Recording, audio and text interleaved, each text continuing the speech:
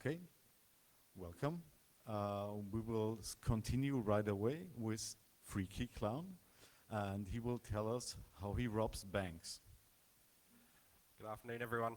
Thank you for hanging around today. So I'm going to be talking about how I have the best job in the world. I get to rob banks for a living. So a couple of ground rules for you. If you've got any questions, leave it to the end because we've got so much content. It's about 3 hours worth, so hope you're comfortable. I'll try and compress it down to about an hour. Catch me on Twitter if you need me afterwards, or email, or wherever. I am from Redacted Firm. You've already heard of us already. Jess gave a brilliant keynote yesterday. So I'm not going to talk too much about us. I'm not here to sell us. Who am I? Well, I'm the co-founder of Redacted Firm. I've done 20 mumble years in cybersecurity. I'm a former senior pen tester, former head of social engineering, former head of physical assessments, and I was also the head of cyber research for Raytheon, which is a massive defense firm. But if you saw Jess's talk yesterday, you will see that we do a slightly different introduction. So I'm going to talk about who I am, give you a little bit more information about that. So I am an ethical one of these. I am not one of these, I'm not one of these, I'm not one of these, I'm an old school one of these, and I've been doing it since I was a little kid. At least I was until these guys did this. Anyway, all charges were dropped, and I gained my freedom. I went on to work for these guys, these guys, these guys, and these guys, often dressed like this. On Fridays we'd dress down like this. Nowadays I tend to go to work dressed like this. Anyway, when I'm not doing this, I also do a lot of media work, a lot of outreach, a lot of conferences like this. When I'm not doing that, you'll find me also doing this. You'll find me doing a lot of this. And I really love doing this, which comes in really handy when these people do that. Don't do that, by the way, because of that's illegal. Which brings me on to the next thing. I rob banks legally, not illegally. And everything I'm going to show you in my talk is illegal. So don't go back and try this yourself without permission. So does anyone here work for a bank, first of all? Brilliant. Anyone work for the police? No. Right, so why am I picking on banks? I don't just rob banks, I rob commercial, I don't rob commercial buildings, sites, anything really. I just like to pick on banks because banks spend a lot of money on security, whether it's digital or physical. And there are two squared ways of robbing a bank. You can either rob it digitally or physically. Now, how do you rob a bank digitally? Well, there's two ways to this. You can rob the end user, or you can attack the bank itself. Now, we're not going to focus on the end user because, frankly, that's too easy. Yeah, it's way too simple to take money from an end consumer. So what do you do to rob a bank digitally? What are the skills you need?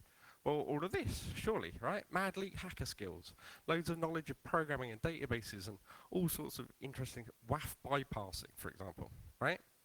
No, you don't need any of that because banks don't do this very well. Now, remember, I'm saying banks are the best at this, so other commercial companies are even worse than this, right? So what do I mean by this? You only have to find one issue with a bank. For example, which bank, and these are all screenshots from jobs that I've performed, so which bank would have a Joomla admin login page on the internet for their bank? I've luckily blocked it out. They'll also do stuff like this, have their webmail just randomly online. Or they'll make it really easy for you and just keep everything open, so you just download whatever files you want from their bank. And this generally leads to a lot of people saying, oh, FC, can you teach me how to hack? It's easy. Hacking's really easy. Do a little bit. Find an input field, put in a backtick or a single quote, bit of HTML code, you're probably in anyway. Yeah, this is really basic stuff, and we've seen loads of examples of this type of attack throughout this conference. And I want to share a little bit more about how vulnerable banks are. So I don't know if you guys in Europe got this program. Anyone seen this before? No? So this was a comedy show in the UK called The Phone Jacker. And he would he would phone up and do prank calls on people. And one of the things that he did was he would phone up people and say, I'm not going to do the accent. He'd be like, there's a pigeon in your bank account. I'm from your bank, and there's a pigeon has somehow got into your bank account, and we can't get it out. And we need your password to get it out. People fell for this, and they gave him the password. Amazing. And that led my friends and I to want to put pigeons into bank accounts. Obviously, you can't put it into an account, but you can put it onto their website. So by messing around, my report started to look like this, where I would put in pigeons onto their bank, which makes for a slightly funnier report and a little bit more of a kick than just an alert one box, right? I got really into this. I've got more pictures of pigeons on my computer than probably anyone should have. There's another bank, and these are all real banks that I was testing, and it's like, well, okay, we'll put another one. My favorite one ever, though, is the next one, and I've never beaten this, but I think this improves the look of the bank myself. And I would personally bank with it. Well, and actually I wouldn't, because they're terrible. But the point is, they needed to sanitize their data, right? And if you're not sanitizing data on your website, then it's game over. What you're going to end up with is me having a bank account, and this is a real screenshot from my bank account after a test, looking like this. Now, I don't know if anyone can see the numbers on there, but that means I can extract money out of those banks really easily. So that's the digital side. That's the really hard way of robbing a bank, right? So can I teach you to rob a bank physically? Well, probably, because it's a lot easier, you'd think, right? So, sorry, is the sound a bit too loud? I keep getting feedback a little bit. Sorry to interrupt. Okay, cool. Everyone still hear me okay? Excellent. Okay, so how do you physically rob a bank? What do you need? We saw that you don't need all the elite hacker skills to digitally rob a bank. Physically robbing a bank should be a lot harder, right? So what do you need to physically rob a bank? Well, first of all, you need permission. If you don't have permission, you are breaking the law. You will get shot or arrested or worse. You need a bit of preparation. That's not really always needed, but it helps. You need a bit of confidence, obviously. That helps. Sometimes you need cool gadgets. I do wear ski masks and night vision goggles and all sorts of cool stuff. And you need the mindset. And I'm going to try and help you get that mindset of how to physically break into a building. Right? So the first thing you do is you walk around. This is a building in London. It's a government building, so it's not always picking on banks, but it's a government building. Can anyone tell me, I want this to be a little bit more interactive, can anyone tell me what's wrong with this building, security-wise? It's a little bit small, I'm sorry. It's a little bit hard to see because of the lights. Anyone? Rough guess? Yes, you. Exactly. So, as you can see here, there's a conference room with all these lovely glass windows because that looks great in corporate, right? I had to stand outside this building for 20 minutes whilst they stopped their meeting that they were projecting onto a wall where they had all of their stats and internal documentation being presented to the outside world because that's how you do corporate stuff. What about this one? This is another quick test for you. This is, again, outside a government site. Can anyone see a problem with this? All the recycling, yeah? So if you were an attacker, what would you take? The left, right, which side? The right-hand side, yeah. So this stuff is all shredded, and the reason it's shredded is because it's important. So now I know which bags to take. So what I did was I took 2 of these carrier bags, or bin bags rather, of shreddings, and I took them back to my hotel, and I put them back together. Because that's quite easy to do, and it only takes about 10 minutes to do. It's not even cross-shredded. That just takes a little bit longer. It should be burnt and not left on the public highway. Another thing you can do, which is incredibly illegal, probably the most illegal thing in my entire talk, is this, wiretapping. Yeah, especially in the UK, you definitely cannot do this. In the UK, we have these green cabinets around. I don't know what it's like in Europe. I think they're grey or beige or something. And inside, if you open them up, which you're not allowed to do, you'll find pairs of wires. And if you either create a homemade version or buy one off of eBay, these little handsets, you just clip those on, and you're on the telephone network. It's brilliant. You can pretend to be anyone whilst you're on that network. And this is in fact so easy to do. When we do outreach to schools and universities, etc., we actually teach kids how to do this. This is actually a photo of, I think, 13 to 14-year-old girls that are learning how to do wiretapping live on a network without interrupting it, without cutting into it, and taking off information from it and decrypting the encrypted traffic that's on it. That's how easy it is. These girls learnt this skill in 40 minutes from cold. So a professional, will be able to do this in minutes. Another thing I see a lot is this. Who has a whiteboard that looks like this in their office? Go on, don't be shy. If someone like me walks past a window and takes a photo of it, I can get all sorts of information, and nobody ever wipes these. So it have like network diagrams, IP addresses, mobile telephone numbers. They're all really important information for me to be able to use to get into your networks. And it's another thing that's really important to know is when I'm breaking in somewhere, I have to know where I'm going. Now, I can do a little bit of recon, but the best thing you can do is walk into any major office building and you'll see one of these. Yeah, in fact, there's one right there. Sorry, mate, I didn't mean to point you directly out, just going in. But if you look at the back there, there's a map. Yeah, and you get these in any major building, and they're used for the fire brigade. And basically, when there's a fire breaks out, they come in, they look at it, and they know where to get to everywhere. As an attacker, if I come in and I steal this, nobody cares.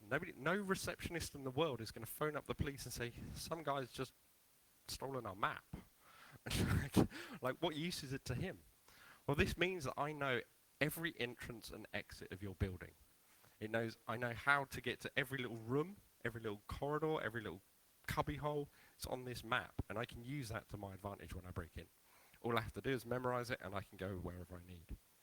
And that brings me to another point, is look around. You explore the situation around the site, and you'll see stuff like this. This is under a bank.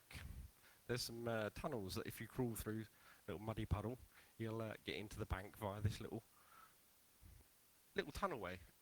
And it did get a little bit scary because there's not much light down there because they don't really care about it. And it's not like a bank would leave an unattended safe in their basement, is it? I mean, someone with a hobby of lockpicking and safe cracking, crawling through a ditch into a bank and then finding a safe that's unattended. I mean, it's crazy. So, another quiz for you guys. What is wrong with this? This is not a very good picture, I'm very sorry. This is a bank here. This is a different building, don't worry about this one. Here are some entrance ways in. Can anyone see any issues with this bank, this security? Come on. I hear some whispers. Come on, commit. Sorry? There is a very small window, but I am not that small, unfortunately. Anyone else see an issue with this?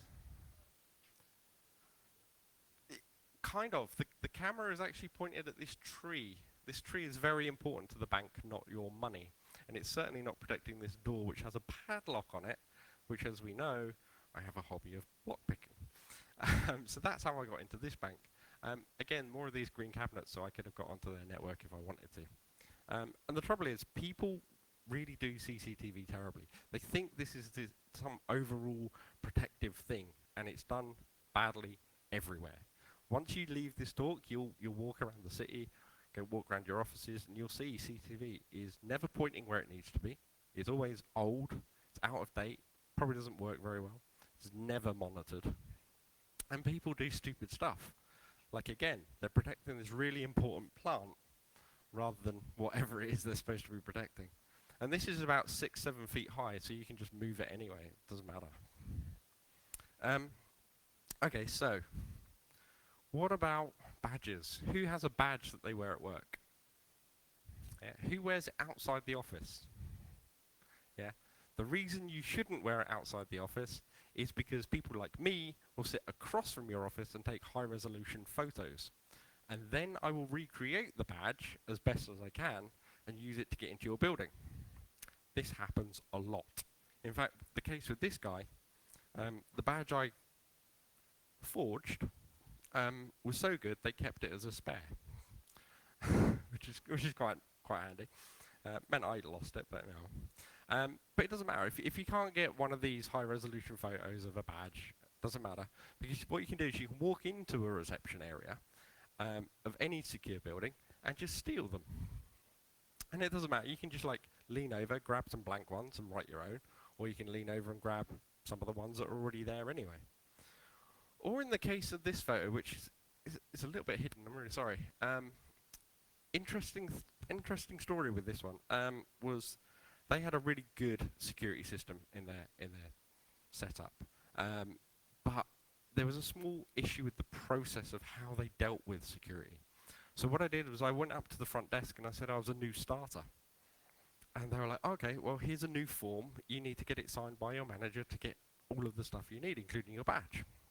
So I took it outside, got 2 different pens, signed it in 2 different ways. Then I broke in through the loading bay, found a security guard, waved my new starter form, was like, I need a badge. So he takes me to this room in this photo and leaves me there alone for 5 minutes. And in that time, I'm thinking, do I print my own badge and then just leg it? But I thought, no, I'll just see where this goes. So I sat there, he comes back in, he looks through the form, and he's like, you're not here long enough to have a badge. And I'm like, honestly, I'll be back again, just don't worry about it. He's like, right, yeah, but you've requested that you need access to all these like super secure sites. And I'm like, yeah, I do. He's like, okay then. And he made me a real badge, which I then used to compromise loads of other buildings. So even if the system is correct, the policies and procedures of how you deal with these things need to be looked at as well. Now, who has one of these in their office? Anyone? Come on, they're everywhere. Someone's probably got one. I can guarantee you they don't look like that though. They often look like this. Does anyone want to tell me what the security issue with this? Come on. Anyone? Come on. Exactly. But what if they've changed it? What if they've changed the code? They can't afford a new one, but they've changed the code. Yeah, but maybe they changed it last week. Sorry? Yeah, it's already open in this photo. That's not the security issue. This is post-exploitation. So,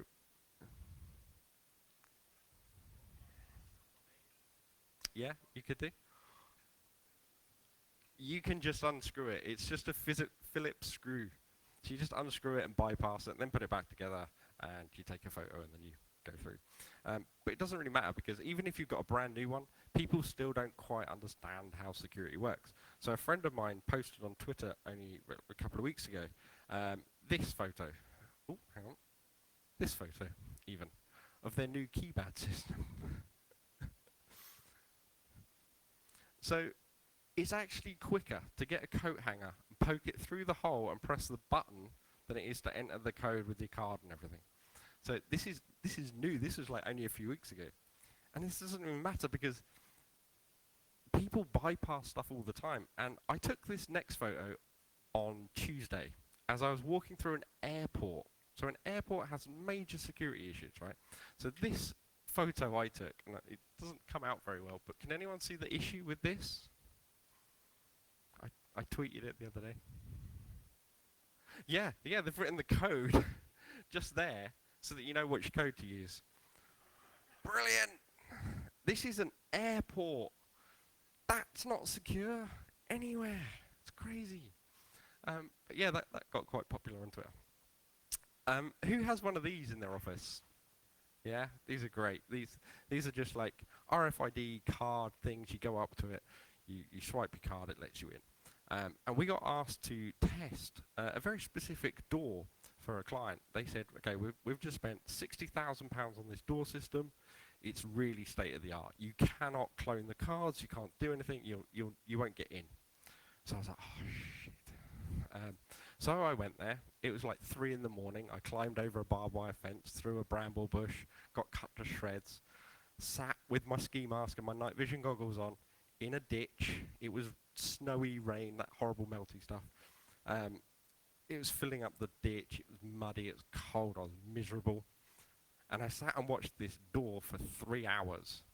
Still more entertaining than X Factor. Anyway, after a couple of hours, I gave in, I went back to my hotel, next morning, put a suit on, walk up to the door. As I'm walking up to it and it's completely exposed, I check my watch and I walk up to the door and it opens and it just revolves and lets me in. And they're all like, what the hell? How did you do that? Like, you're a Jedi or something. You've done some weird mind trick. You didn't even use a card. It just opened. And I was like, it's great. Because when you guys spent your £60,000 and got your new door installed, you left it in engineering mode. And engineering mode means every 15 minutes it does one revolution just to check that it's working. So all I had to do was walk up to it at precisely the moment that it was going to revolve and walk in. Nice and easy. They weren't happy. A lot of my clients never are. Okay, back to some more quizzes for you. What's wrong with this reception? This here is where the front door is. Couple of security issues with this. Anyone?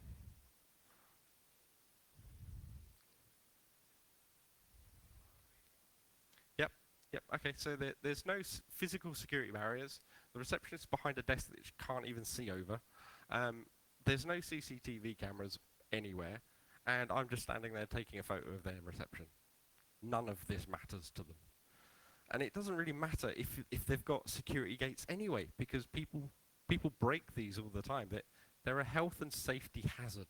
So therefore, health and safety means it comes before security, because we're not allowed to kill people in order to have better security. So what you end up with is stuff like this, where this gate is just left open because it doesn't work anymore. Or this gate here, which is left open, being protected by this security guard, who is more interested in talking to the receptionist than spotting me taking a photo of him not doing his job, protecting the gate that's open that isn't doing its job, which I then walked through. So we'll come back to security guards in a while. What about these magnetic locks? Who's got these in their office? You'll see these everywhere. And once I point out this flaw, you'll see it everywhere as well. What's wrong with these 3 locks? Anyone? They're on the outside. Yeah, whoever said that, I don't know who said that. Yeah, they're on the outside of the door.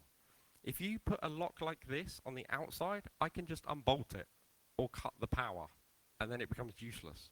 All it is a 10-second delay on me getting through that door. And you see this everywhere. And this is my favorite example of this. This is how bad security can be done or not thought about. This door is alarmed, and it should be. It is the worst door I have ever seen. First of all, it's a glass door. Criminals don't know how to use hammers, apparently. Red teamers, if there are any red teamers, won't use a hammer either, but a criminal will. It's also got one of these maglocks, again, on the wrong side of the door. So if you haven't brought your hammer, you can just undo the maglock anyway. But it has an alarm system on it. So how do we disable the alarm system?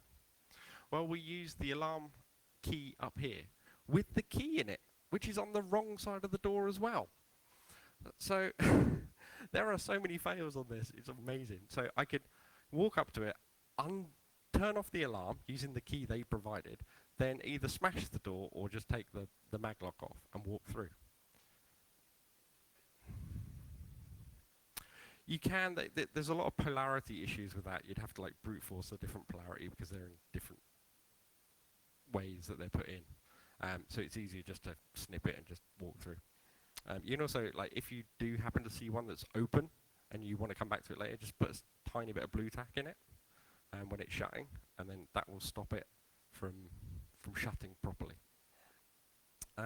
So, what if there is a company out there, and this is one of the few photos from Google, that have done it all right. They've got security down to a T. They have the security guards, the perimeter. They've got automated number plate recognition, so if a car pulls up and it's not expected, it gets turned away. And I had this with one site in particular, and I was very nervous that I wouldn't get in. Until I discovered they had some tiny little flaw, which is all it takes. And that flaw is park and ride. Who has one of these at work? Anyone know what this is?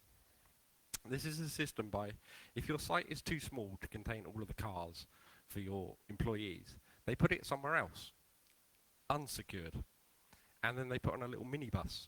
So what you do is you drive into the car park with your suit on, you get on their minibus, you take a photograph, it drives up to the front gate, it's expected because it's bringing in employees every day, and then it lets you in because nobody checks that the person getting on the minibus actually works for them, because who the hell's going to do that? Who's going to try and break into work?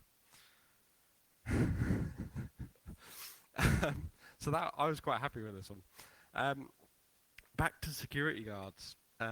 As you can see, this security guard is not watching me, the attacker, as I am behind his desk, taking a photo of him, not doing his job, rifling through his bag. He is more intent on watching the CCTV. Now, does anyone think they can guess what is more important than watching the attacker? What is he looking at that is more important than anything else?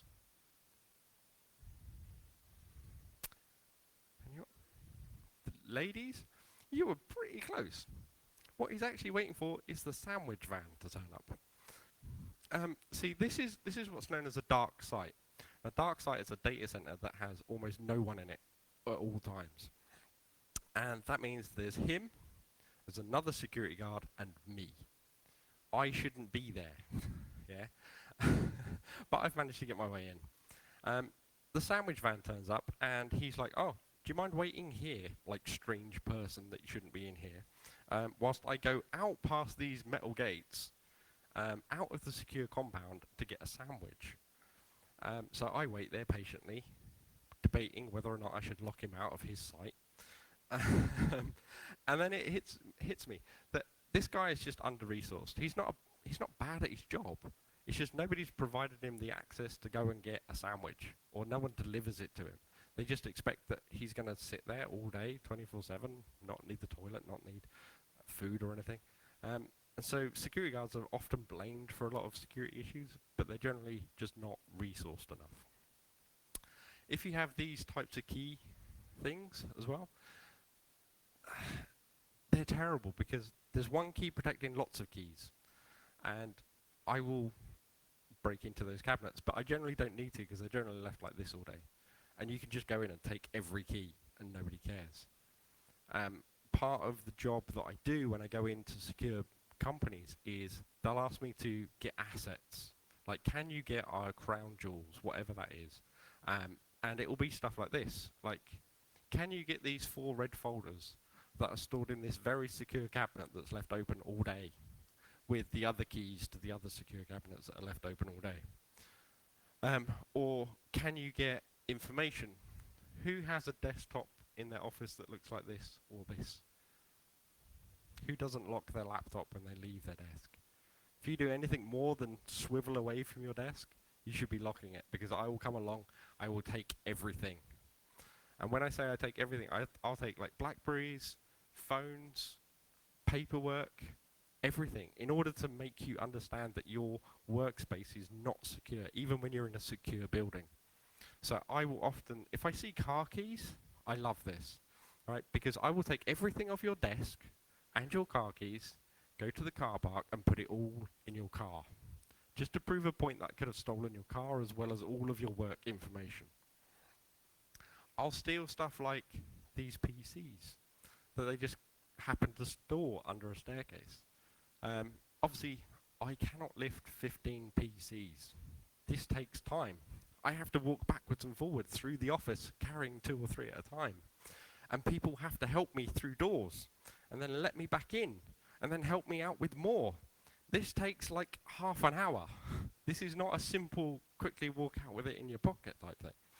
And I will steal lots of stuff. Again, we're back to the confidential data thing. If you mark it as confidential, I know it's confidential and therefore it is worth stealing. Who thinks that even in my weedy state I could not pick up this bin? Yeah? If you pick up one of these bins and walk out, nobody cares. In fact, if you take one of these massive wheelie bins, nobody cares because they get emptied all the time. And nobody pays attention to like, the cleaners or the workers that are tidying up around you. And what do you think happens to these massive bins, by the way? Who's got these in their office? 15? Wow, Jesus. You've got these. A couple of other people. So what happens is they get emptied by the official people. And they get taken downstairs and they get put into these massive cages for disposal later on. So what I will do, and this is another great photo, is I will steal those trolleys. So I will break in, take these trolleys worth of secure, confidential, secret data, and steal them. I got this one out into a car park and then realized what I had done. Got a little bit nervous, and then had to break in and put it back into their building, which was harder than getting it out. But talking of getting things in, it's not always about getting information or physical stuff out. Sometimes we try and put stuff in. So for example, we'll put in keyloggers, wireless access points, cameras, even people. You can get like a lot of people into an office if you really try hard, because once you've got one person in, they can help verify the next person coming in. And at one point we had like 10 people working in the corner of an office once, just battering the network. Another quiz for you. Can anyone see any issues with this VoIP phone, other than the fact it's not plugged in to a network and it's saying no IP? If this was your phone on your desk, would you be concerned? Yeah? If you were a network IT team or incident response team, would you look at this and go, this is the problem with our network? No? So I will, oh yeah. Yeah, they could do. I broke in, I got this phone from a client, and I brought it home, and I spent half an hour or so in my evening building this. Now what this is a Raspberry Pi connected, soldered onto the power, so it's taking power from the phone. Its network is soldered onto the network of the phone as well. It's got a wireless access point underneath. So break back in, plug it into their network. It still works as a VoIP phone. It has wireless access point out to the car park for me to connect to their network and then attack their network from outside. And all it takes is one little device that looks like that IT will never find because they'll think it's a VoIP phone. The other thing you can do when you break into buildings is you get really bored, right? If I asked you to walk around your office for 3 hours, you'd get very bored, yeah? So you can do anything when you're in a company because they expect you to be there. You can in fact join a meeting. Now there's probably many of you going, why the hell would I join a meeting? I get very bored on these assessments. In this case, I was walking around and I saw this very giant meeting taking place, like half the floor. And you probably can't tell very well, but there's a bald guy right here in front of a big telly. And I'm like, oh, I wonder what they're talking about. Turns out this is the CEO of the company, and he's talking about their security. And he's talking about what a great year they've had, and they've had no breaches. And I'm sitting there looking very quizzical at the back of his meeting. And I notice at the front my client, he's brought me in to test their building. And I pull out my phone and I text him. I'm like, I'm in your meeting, lol. And he looks around, he spots me, and he's like, oh my God. Like, please go away. And I'm praying that there's a Q&A section at the end of this guy's talk about their security breaches that they haven't had. That's why you should join meetings, because they're funny. But you can literally do anything. You can convince a finance department of a government site to build a teepee out of coats as a team building exercise. You can also, I also built a bar in another one. I'm not allowed to show that photo. But you can do anything. You can build your own office, right? And I mean literally build your own office. This office, I found, it was an empty area, and all of the stuff in this photo was taken from different buildings in the site. So the computer came from like the finance department, the monitor from the HR department. I would break into every department and get something. The best thing is the BlackBerry that's in my hand there was from the CTO. Sorry, CSO, who wasn't very happy about that, by the way. The chair came from another department. I think it was marketing. They always have the nicest stuff, right? 'Cause they need it. But the trouble is they had these massive barriers. So I was trying to get my chair out, and they were like, not getting through this barrier system. And a couple of guys who worked there were like, nah, you've got to call security if you want to get anything big out. So, oh man, I'm just trying to get my chair out of your building. And they helped me lift it over this 6-foot barrier so that I could steal this chair and put it in my office. 10 minutes, okay, great. The best thing is I took the phone back to the CSO, and I was like, dude, like, you shouldn't leave this in your office, like, protected by your PA because she's busy, and someone can sneak in and steal your stuff that's unlocked. And he ranted at me for about 20 minutes, just yelling at me about how I shouldn't be there, shouldn't have done that, blah, blah, blah, blah. Eventually he calms down, the client comes in, explains everything. And as I'm leaving, I do the, has anyone watched Columbo? Yeah. So I'm leaving his office, and I'm like, just one more thing. Here's your phone back, because whilst you're ranting, I stole it again from your desk. It was fun. I've had lots of funny stories like this, and because I've got time, I can go through a few more.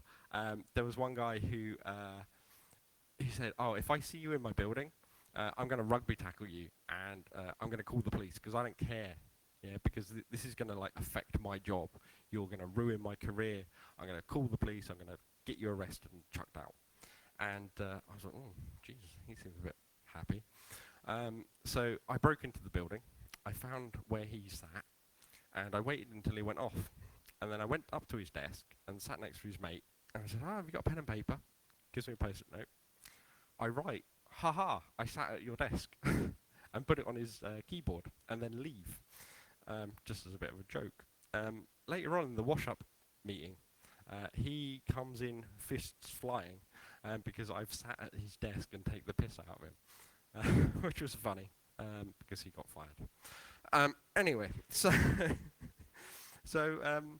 I've tried to give you an idea of what physical security is like and how bad it is. And you need to go away and try and help your companies get a little bit better. If you're not talking to us, talk to someone else. I don't care who it is, even if it's like some guy off the street. Like, ask someone how to improve your security. And the stuff you can take away from this is, what can you do? Well, you can lower your expectations, right? Don't worry about APT or nation-state attackers. They will get in, always, yeah? Try and fix the simple stuff. Everything you've seen in my talk today is really simple, basic security stuff, like physical security. You just need to do slightly better than everyone else. Same with the digital security. You just need to be slightly better than everyone else, and you should be fine. The other issue we get is the C-suite doesn't quite understand. They just see security as burning money, and it's not. It's, no matter how much they think security is going to cost, it's going to be cheaper than any breach ever. Yeah, especially with GDPR coming in, it's going to be a nightmare. So you need to get them to understand that it's not a waste of money. And the last thing we can do, and we saw this in another talk earlier, is push left a little bit. You can build security in from the start, yeah, because it doesn't matter how well you do it at the end, it's never as good as when you do it from the beginning. So you just need to start thinking about, like, if you're planning a new building, if you're planning a new layout or office refurbishment, think about the security first. We do a lot of consultation where we'll go in and we'll go, your designs are shit, yeah, someone could walk through this way and do this. So maybe you should put barriers and blockers in for these things. The same with digital security. You need to just think about it from the very beginning. And we have managed to somehow finish quickly, which is great. So thank you very much. If there are any questions, then please feel free to ask. Okay.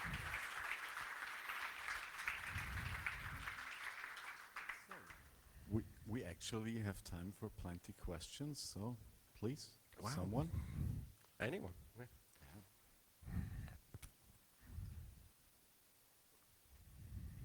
Hi, evening. Nice talk. What are your typical excuses or the ways what to tell to someone who is interested? Like, why are you here? Why do you want to get in? Which one work? Which ones do not work? And there's also a second one. What do you do, or what are the terms of the action if someone actually catches you? Catches me. Okay, so I'm always given a letter of permission. Yeah, it says, this guy here is this guy. He's doing the test, and you need to verify it by phoning these people. I'll always make a forgery of that and put in my mates' numbers, so that if they do phone the numbers, they phone someone else first. That's an extra protection. In the 20 years I've been doing this, I've never been caught in that way, because you can generally talk your way out of most things, or you can run like hell. Running is really, really important. You get to jumping downstairs. You get very good at jumping downstairs. You see it in the movies a lot, where they're sort of trying to jump over the barriers. Don't do that. That's slower than running around, because you can sort of push off the ball and run down faster. I've completely forgotten what the first question was. I'm very sorry. Which excuses work best? Like I say, the best excuse is not to get caught. Run like hell. It's taken its toll on my knees over the years. Best excuses is I'm lost. I was here with someone, they were supposed to be escorting me, but they've wandered off, I don't know where I'm going. Can you point me as where I'm supposed to be going? That's generally the best excuse to use. Any more questions? No? Another a third question. Wow. Other people are allowed to ask questions. I can imagine that in some scenarios, like you take a computer of someone really important, there could be some real financial loss, for example, or damage. Yes. So how do you deal with this? So I'll always say that I won't disconnect any computer that's connected, because that could have a financial impact. I'll often just put a sticker on it that says, I've been here, so that I can prove that I definitely got to that point. I've had it before where I've got information that I shouldn't have. I once broke into a site and got into their CEO's section, their C-suite, literally a suite, and I stole some paperwork. And that paperwork was 3 of the board members being fired, which I realized I could have used for internal shared dealing, but I decided to return that and stop the test, because that would have had a massive financial impact, because they didn't even know that they'd been fired yet. This was from the board saying, you've been fired. So in some cases you have to sort of see the bigger picture. Your job. Oh, hello. Your job sounds really fun. Thank you. How does someone get into your line of work? You break in. Yes, I used that joke. How do you get into this style of work? It's something that I sort of transitioned into very slowly. Started off as a pen tester, and as part of those pen tests, I would be like, someone could just walk through your door, right? It doesn't matter that we're securing all this stuff, because your locks are terrible, or your CCTV and stuff. And I would start just giving the client a little bit more extra information at the end of my tests, and be like, okay, well, I'll write these all down. And then it was getting to here's an A4 sheet of all the stuff that's bad in your office. And then they were like, okay, maybe you should come in and test just that bit. And that's how I sort of really got into the physical side of it. Follow-up question. Okay. Do you think that being male or being female, that there would be different types of advantages for your line of work? No. What you're talking about there is probably an advantage if you're doing pure social engineering of going up to receptionists and going, hey, how are you doing? Yeah, that may help in those situations, but I think that is a terrible way of testing the security of a building, because all you're doing is testing the human nature of that one person, whether or not they're busy, whether or not they're susceptible to certain keywords and psychological triggers. You're not testing the security of the company, of the site. If you have a social engineering test done, you just get this, like, here is this narrow way in that I managed to bypass. Whereas when we come in, we do a physical assessment of everything, and we say, right, all of your locks are terrible, all of your CCTV cameras are terrible. You need user awareness training, and that's where that type of social engineering is kind of key. If you want to test one or two key individuals, that's really good for that. But other than that, I don't think there's a gender difference in the type of testing that I do, definitely. Okay. So, do we have further questions? No? I'm around for a little bit more, if or you can find me on Twitter. There's another one. We almost got away. I'll shut him down after this one. That's all right. Okay, can we have your presentation? I think so, possibly. I don't know if it's really any use, but I'll try For and fun? I'll try and get a version out at least. Okay, thank you. Okay. Come on, let's clap louder than them so they think my talk was awesome. Okay.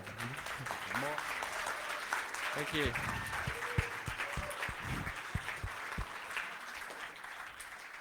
Thank you.